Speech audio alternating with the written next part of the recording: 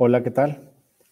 En esta ocasión vamos a analizar los temas que tienen que ver con los errores que se deben de evitar durante la investigación, así como la calidad en las conclusiones que debemos lograr para así poder tener una estadística confiable. Bien, les voy a compartir pantalla para iniciar con estos temas.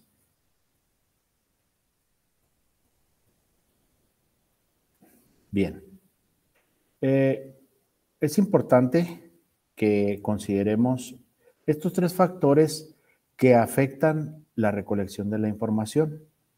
Debemos de ser precisos, exactos y evitar la mayor cantidad de errores. Un ejemplo de esto, en hablando de la precisión, es el método. El método que utilicemos mide lo mismo cada vez que es utilizado. Es decir, el método que nosotros estemos utilizando debe ser tan certero que nos arroje iguales resultados si es que repetimos este procedimiento. Si repetimos un método, lo realizamos en varias ocasiones y nos brinda resultados distintos, diferentes, bueno, ahí no estamos logrando la precisión. Este es un parámetro que nos ayuda a, a ver cuando un método efectivamente es preciso. Luego, lo que tiene que ver con la exactitud. Aquí algunos instrumentos nos van a poder apoyar a obtener esta información de una manera exacta, pero no siempre se pueden utilizar instrumentos, como lo pudiera ser un medidor de presión arterial, o como pudiera ser en el caso de ingeniería en tráfico, un aforador, es decir, cantidad de vehículos que pasan por una determinada calle, o si estamos hablando de estatura y peso de chicos de una escuela, bueno, pues una báscula y medida para poder lograr esto. Entonces, a veces es necesario hacerse de buen instrumental que nos ayude a tener mayor exactitud. Y como se menciona en esta parte, el instrumento va a ser confiable si los datos que se obtienen al ser aplicados son iguales. Ok, finalmente hay que evitar cualquier error que nos afecte en las conclusiones, ya sea utilizando un sistema aleatorio o algún sistema sistemático, como valga la redundancia, como su nombre lo indica. Bien, haciendo una recapitulación, tenemos que la estadística descriptiva se va a componer de lo que es la recopilación, caracterización y presentación de la información. Aquí no se hacen inferencias, no se hacen conclusiones, únicamente se recopila esta información por alguno de los métodos de muestreo y de obtención de información que ya vimos, y luego se va, al momento que se habla de caracterizar, se va a clasificar, se va a acomodar en celdas, en gráficos de diferentes formas, de acuerdo a su grado de importancia. Y finalmente, ¿cómo la vamos a presentar? Si como una serie de datos simple y sencillamente mencionados, o lo vamos a presentar en un diagrama de flujo, o lo vamos a presentar en una estadística, en una gráfica estadística. Bien, esta estadística descriptiva va a estar conformada por estos procedimientos que nosotros ya empleamos para poder capturar la información, resumirla y poder describir las características más importantes. De ahí que la calidad en las conclusiones se valga o se apoye en estos cinco factores principales. Primero, tenemos que tener una sólida fundamentación teórica, es decir, el tema que estamos nosotros tratando a manera de investigación, ese tema pues tenemos que investigarlo y sustentarlo debidamente. Aquí entran en juego esas preguntas que yo les estuve por ahí comentando. Ejemplo, ¿qué es ese problema que estamos nosotros investigando? Si se trata de algún problema psicológico o algún problema, algún delito, lo que sea, lo que vayamos a investigar, ¿qué es?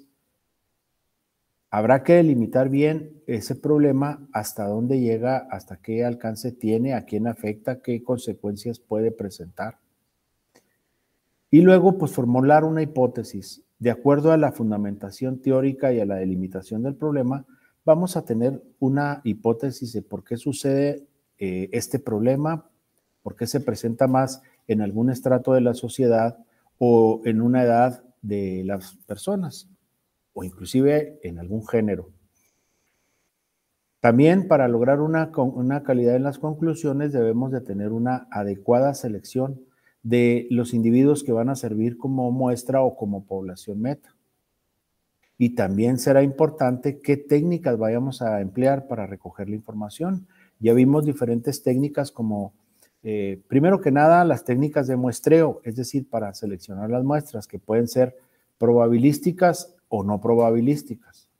Recordemos que las probabilísticas es donde el investigador no tiene injerencia. Se basan en sistemas, en programas, en métodos en donde el investigador no va a seleccionar a las muestras. Un ejemplo, en el muestreo aleatorio, ahí se elige individual, de alguna manera individual a las personas sin importar si es género hombre, género mujer, sin importar si ha estudiado mucho, ha estudiado poco. Nomás se selecciona aleatoriamente a un determinado número de personas. Puede ser por un programa de computación o, como mencionaba yo en alguna clase anterior, colocamos todos los nombres de las personas en una urna y seleccionamos al azar 10, 20, dependiendo de cuánto va a ser nuestra muestra. Y la técnica no probabilística, ahí sí el investigador va a tener injerencia en cómo seleccionar las muestras. Por ejemplo, en el ejemplo que yo agregué ahí para apoyo de la elaboración de su trabajo, agregué un ejemplo en donde yo hablo de que voy a seleccionar yo la muestra para poder hacer un estudio de la seguridad del periférico de la juventud. Quiero calificar esta avenida o esta vía. Entonces, el estudio que yo voy a hacer contempla que yo seleccione para entrevistas, mis muestras van a ser personas de 18 a 29 años de edad, no importa el género, si es hombre o mujer, que conduzcan y que se hayan visto involucrados en algún hecho de tránsito en donde se les haya citado ahí a las oficinas de tránsito, de vialidad. Entonces yo aquí estoy utilizando una técnica no probabilística en donde yo solo selecciono a las muestras. Ok, también hay que considerar los diferentes métodos para obtener información, como puede ser la documental, que en este caso hay documental interna y documental externa. Ya sabemos que documental interna es de donde se generan las estadísticas. Si estoy hablando de salud, bueno, pues la documental interna serían los hospitales y documental externa serían asociaciones que se dedican a apoyar a personas que tienen algún determinado padecimiento, por ejemplo. También está la observación, la experimentación, los grupos focales. Hay diferentes modos de recolectar esta información. Esto nos va a permitir lograr una calidad en las conclusiones que nos aproximen a la realidad. Vamos a ver ahora qué errores hay que evitar a la hora de crear nuestro estudio. El primero son los fines cuestionables. Esto significa que la estadística no debe de obedecer de ninguna forma a intereses personales, económicos, políticos, religiosos, de ningún tipo. Recordemos que la estadística es una radiografía y que esta radiografía nos muestra la realidad de algo, de un negocio, de una escuela, de un hospital, nos muestra la realidad. No es ni debe ser modificable de acuerdo a las necesidades de alguna persona o de algún grupo. Como ejemplo, yo les mostraba en clase y les he mostrado algunas plataformas que existen de organizaciones no gubernamentales que se dedican a llevar un control preciso con respecto a la información que brinda el gobierno. En este caso, esta ONG, México Evalúa, crea su plataforma Fallas de Origen y que se dedica a esta plataforma a medir, calcular el índice de confiabilidad de la estadística criminal. Es decir, ¿qué tanto podemos confiar los ciudadanos en la información que nos brinda el gobierno? ¿Gobierno del estado, gobierno municipal o gobierno federal? Aquí ellos mencionan que pretenden mejorar la calidad de la información delictiva para de esta manera brindar a la sociedad esta información de manera clara y precisa. Ellos se basan en información que les brinda el Secretariado Ejecutivo del Sistema Nacional de Seguridad Pública y realizan su propia investigación. En el 2017 lanzaron la plataforma que denominaron Cada Víctima Cuenta. En ella pretenden verificar que las cifras de víctimas por diferentes delitos en el país concuerden con las que nos da, en este caso, la autoridad. Aquí ellos mencionan que casi una tercera parte de los gobiernos de los estados han manipulado sus cifras, es decir, de 32 estados de la República, por lo menos 10, 12 han manipulado las cifras. ¿Y por qué lo hacen? Bueno, hay diferentes causas. Ellos han determinado que hay errores humanos, obviamente por personal no calificado o personal negligente, por instituciones insuficientes. Han existido diferentes instituciones que no llevan un control preciso de la estadística criminal. Y la más preocupante, la causa más preocupante, acciones intencionales para cambiar los datos. Estas acciones son motivadas por intereses políticos, intereses económicos, intereses personales.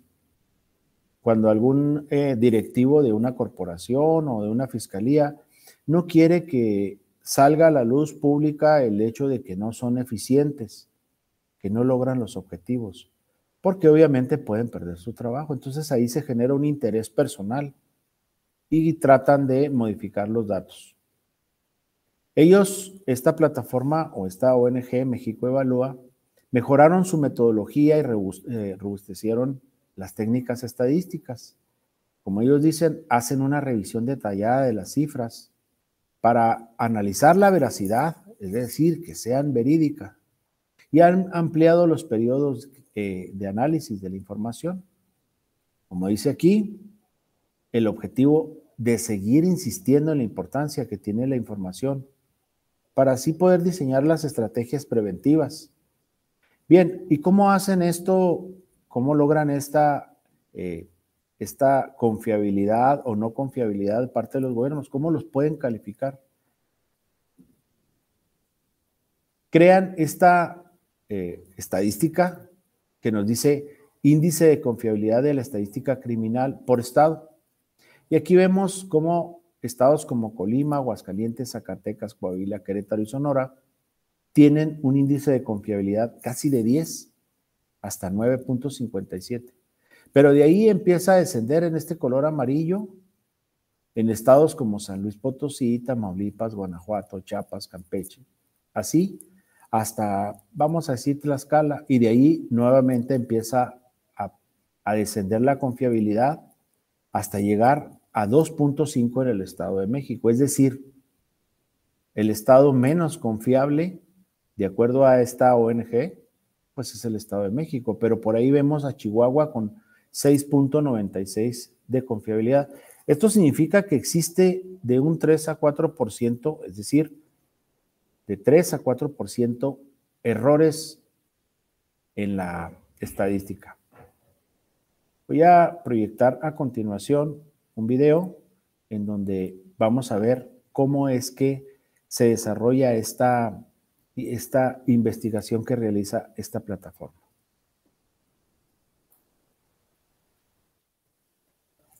Muy bien, voy a compartir pantalla para compartirles este video que no tiene más que una duración de 1 minuto 38 segundos.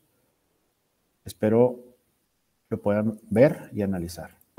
Para esta edición, Fallas de Origen presenta una herramienta de análisis perfeccionada y plasma los resultados de nuestro primer trabajo de campo en fiscalías, las del Estado de México y Querétaro. Revisamos los manuales de operación, visitamos sus instalaciones e hicimos entrevistas con agentes del Ministerio Público, policías de investigación y personal de las áreas de análisis de la información o estadística. ¿Qué está haciendo bien la Fiscalía del Estado de México? Esto fue lo que encontramos. Se ha ampliado el personal de las policías preventivas y de la Fiscalía, especialmente de las áreas de análisis y estadística. La implementación del sistema informático institucional que permite procesar y sistematizar la información de las investigaciones de manera ordenada y con accesos restringidos.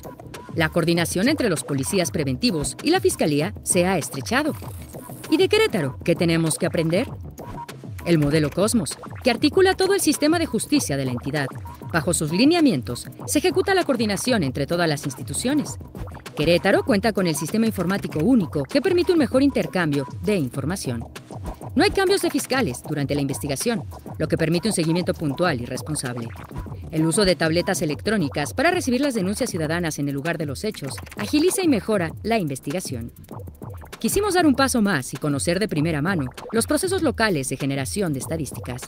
Entrar en contacto con los actores involucrados nos permitió entender cuáles son las fortalezas y debilidades del proceso. Te invitamos a conocer todos los detalles en la segunda edición de Fallas de Origen.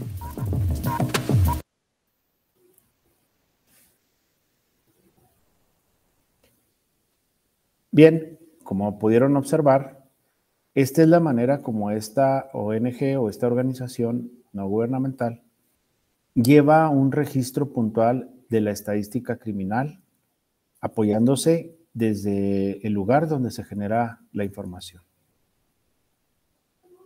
A continuación, les voy a compartir otro video que tiene una duración corta también y en donde se puede observar la manera como se lleva este conteo de datos estadísticos de la criminalidad.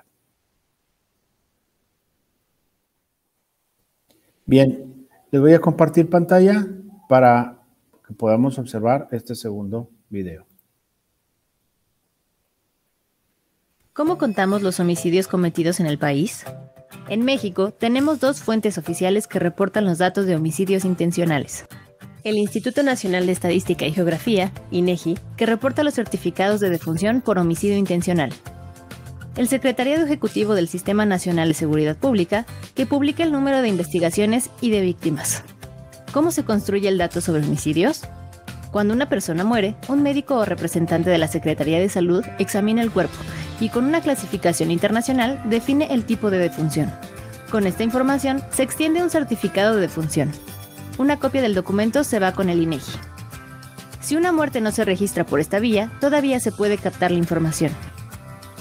Si una autoridad se entera del hecho, ésta tiene que iniciar una investigación. El Ministerio Público tiene que abrir una carpeta de investigación donde se registran las características del homicidio. Con esta información, un médico legista, nuevamente basado en clasificación internacional, elabora un certificado. El Ministerio Público transfiere la información a un cuaderno de defunciones. El INEGI usa este documento para generar su estadística si no existe un certificado. Con esto, el dato puede iniciar su largo recorrido hasta que es publicado por el INEGI. Durante este trayecto se aplican diversos controles para garantizar la calidad de la información como comparar los certificados con los registros del cuaderno de defunciones, detectar errores en la captura e incongruencias en la información. Como es un proceso laborioso, los números preliminares se publican 6 meses después y los datos definitivos 1 año después. Se gana en calidad, pero se pierde en oportunidad. ¿Y el secretariado cómo construye el dato sobre homicidios? Cuando las autoridades se enteran de un homicidio, el MP tiene que abrir una investigación que se registra en una carpeta o acta de investigación. Esta información se envía a las áreas de análisis y estadística de las procuradurías y fiscalías de los estados. Ahí se reportan los datos con base en una norma, la Norma Técnica para la Clasificación Nacional de Delitos del Fuero Común para fines estadísticos. Como tenemos 33 códigos penales en el país, esta norma permite que los estados reporten de la misma forma.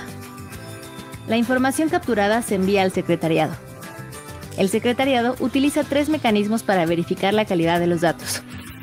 Si la información fue entregada a tiempo, si hay datos faltantes en los delitos más frecuentes, y si existe congruencia aritmética entre delitos y víctimas.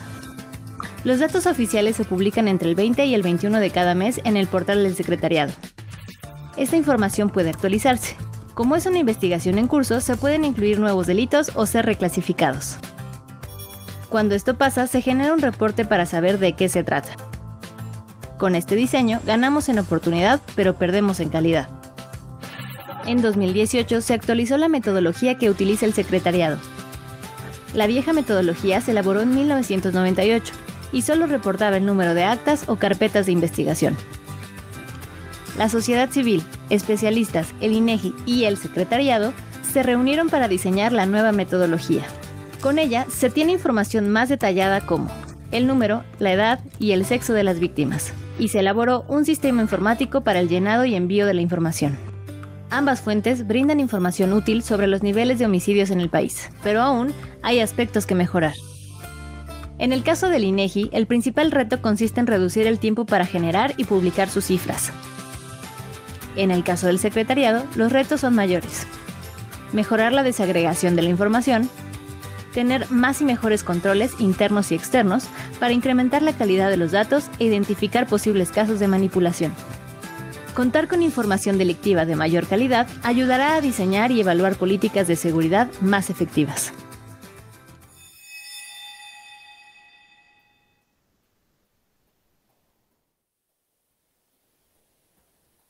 Muy bien, como pudimos observar en estos dos videos, existen diferentes organismos no gubernamentales que constantemente están mejorando sus metodologías y tratando de recapitular, tratando de capturar toda la información con relación a los delitos que se generaron en el país. Esto permite que los gobiernos estatales, municipales o federales viertan la información tal cual, sin manipulación, puesto que están hasta cierto punto siendo monitoreados por estos organismos. Como se mencionó en la parte final, pues lo que se trata es de mejorar las políticas públicas y una de estas formas es, por lo pronto, no permitiendo la manipulación de la información. Bien, vamos a continuar con errores que se deben de evitar a la hora de crear la estadística, que en este caso puede tener diferentes enfoques, en salud, en delitos, en todo tipo de información. Bien, otro problema que hay que evitar es la subordinación del problema al método. Es decir, aquí existen, ya vimos, existen diferentes métodos para obtener la información. Por ejemplo, si yo quiero tratar un tema que se relacione con el aborto o con alguna situación en donde el género mujer tenga relevancia, pues una técnica probabilística no me va a servir, porque ahí voy a seleccionar las muestras de una manera aleatoria y pudiera ser que mi muestra estuviera compuesta por una mayor cantidad de hombres que de mujeres. Y si yo voy a tratar un tema como el aborto, pues no va a ser congruente estarlo tratando con la mayoría de hombres, puesto que la mujer tiene obviamente una relevancia en este tema. Entonces hay que, en todo caso, el problema, hay que buscar cuál es el método más apropiado. No tratar de que el problema lo queramos revisar con una metodología que no es la mejor para ese tipo de problema. A cada tipo de problema o a cada tema le corresponde un método. Igualmente, en lo que se refiere a la violación de supuestos, tenemos que lograr, como se menciona aquí, una correspondencia entre los sistemas formales y la realidad que estamos estudiando. Es decir, que esa metodología realmente represente a la realidad. El cuarto es aquella situación en la que el investigador no conoce todas las técnicas que existen para capturar información. Es decir, pues sabemos que existe observación, existe grupos focales, existe experimentación, pero puede ser que el investigador desconozca que se pueden realizar entrevistas, encuestas, captura de información por diferentes métodos o aparatos. Entonces, el investigador, para lograr una verdadera calidad en las conclusiones, pues tiene que conocer la mayor cantidad de técnicas. Luego hay que tener un especial cuidado con aquellas conclusiones engañosas. Por ejemplo, en este caso, Y sin tratar de demeritar a la Fiscalía, que estaba en operaciones en el año 2017, aquí yo nada más hago mención a que me dicen que 38 sentencias condenatorias durante el 2017 en delitos sexuales y contra la familia. Y luego mencionan aquí en la parte de abajo efectividad del 95%. Ok, pero no se está aclarando que la efectividad fue únicamente en esos 40 casos que se fueron ante un juez, de los cuales 38 lograron una sentencia condenatoria. Perfecto. En esos casos fueron efectivos de un 95%, pero ¿qué hay de todos aquellos expedientes que pudieran estar ahí rezagados en los escritorios de diferentes ministerios públicos? Eso no los informan. Entonces, ¿qué es lo que pasa? Que a veces el mencionar el logro de una sola parte de la institución no necesariamente significa que sea un 95% de toda la institución. Pero, repito, a veces esto nos puede de alguna manera confundir. Para ello, vuelvo a lo mismo, al mismo tema, existen diferentes organismos no gubernamentales que se dedican a llevar un puntual control de los datos y de la información. Un ejemplo de ello es aquí en el estado de Chihuahua, FICOSEC, organismo que está compuesto por más de 30,000 empresarios y que llevan igualmente un conteo puntual sobre la estadística criminal. Ellos cuentan con su plataforma Observador Ciudadana y de esta manera llevan a cabo este conteo de datos. Un ejemplo de cómo pueden aparecer conclusiones o gráficas engañosas es este. Podemos ver aquí en estas tablas las multas por exceso de velocidad o las infracciones por exceso de velocidad del 2016 al 2021. Vemos que en el 2016 existieron 26,740 infracciones por exceso de velocidad. Y ahí van subiendo, luego reducen y luego vuelven a subir. Y finalmente aquí en el 2021 tenemos 35,807. Es un incremento que me suena coherente, me parece coherente, puesto que del 2016 al 2021 necesariamente hay un incremento en vehículos, parque vehicular y en conductores. Yo pienso, bueno, inicialmente decimos están trabajando, pero luego veo la estadística de estados de ebriedad y me mencionan en el año 261.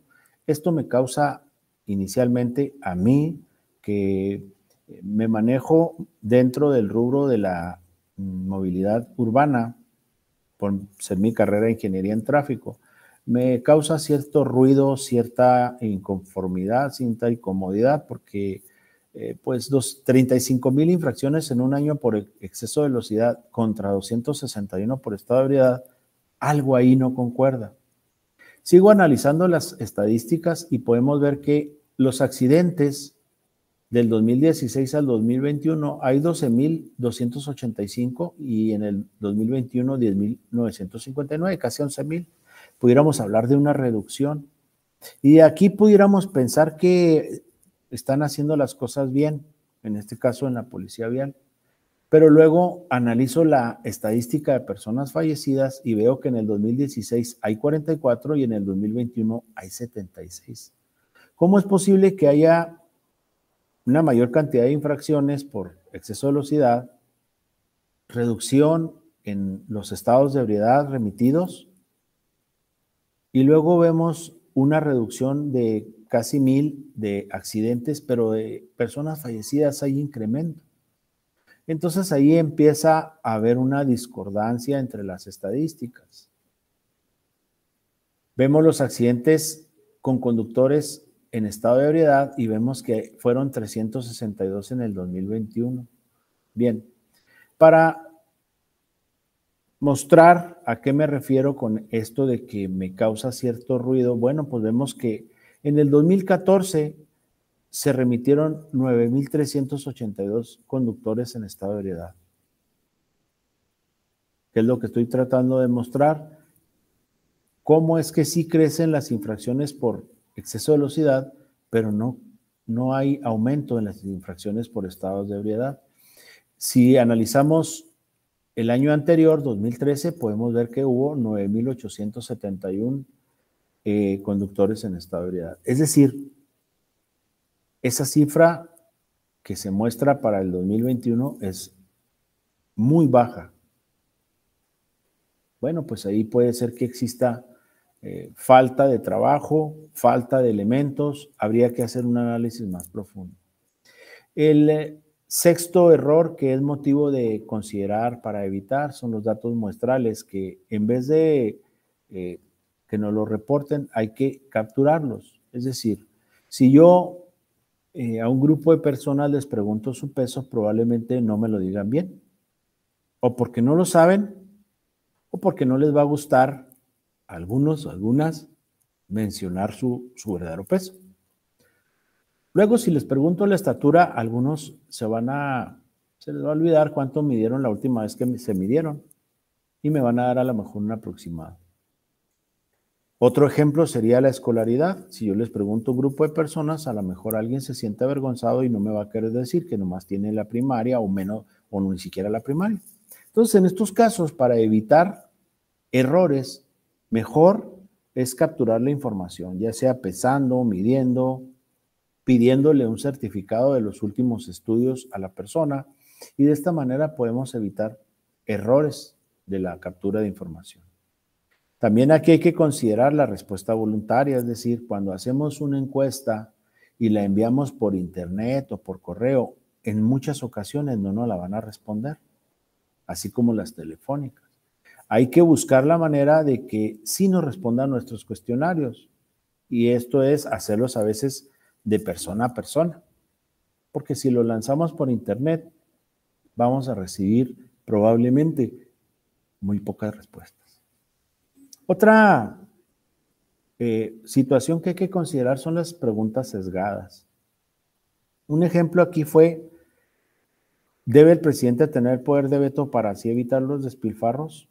El 97% respondió que sí. Obviamente, si me dicen que para evitar despilfarros, pues yo también pienso que sí debe tener poder de veto. Pero si analizamos la pregunta formal, ¿debe el presidente tener poder de veto? Entonces ahí baja, porque yo me voy a poner a preguntar, poder de veto, ¿qué va a vetar? Entonces ya la gente ya se pone un poquito más atenta y baja este 97, baja 40% a un 57%. Igualmente, habrá que cuidar el orden de las preguntas. Si hacemos un pequeño ejercicio en donde preguntamos, ¿diría usted que el tráfico contribuye más o menos a la contaminación del aire que la industria? Ahí la mayoría culpa al tráfico. Si invertimos los elementos principales de esta pregunta y decimos ahora, ¿diría usted que la industria contribuye más o menos a la contaminación del aire que el tráfico? Pues aquí el 57% culpó a la industria. Es decir, pareciera que las personas se graban en su mente al primero de los elementos mencionados. En el primer caso, en la primera pregunta, se mencionó primero el tráfico y en la segunda se mencionó primero a la industria. Entonces, habrá que cuidar que las preguntas no estén estructuradas a manera de que haya una respuesta en un sentido. Luego hay que tener en cuenta las preguntas sin respuesta. Existen preguntas o cuestionarios que nos van a entregar sin una respuesta porque a veces el encuestador fue muy insidioso, lo hizo en un lugar inadecuado, en un horario inadecuado, o no fue la forma adecuada como nosotros lanzamos ese cuestionario. Hay que tener ese cuidado. Finalmente, existe lo que se conoce como porcentajes engañosos. Aquí el ejemplo, para que nos quede más claro, se dice un anuncio de The Club, un dispositivo que es utilizado para desalentar los robos de automóviles, establecía que reduce las probabilidades de robo de automóviles en un 400%, y esto es engañoso, porque se puede lograr el 100% de efectividad, pero hablar de un 400% es algo fuera de la realidad. Entonces hay que tener cuidado de no cometer este error.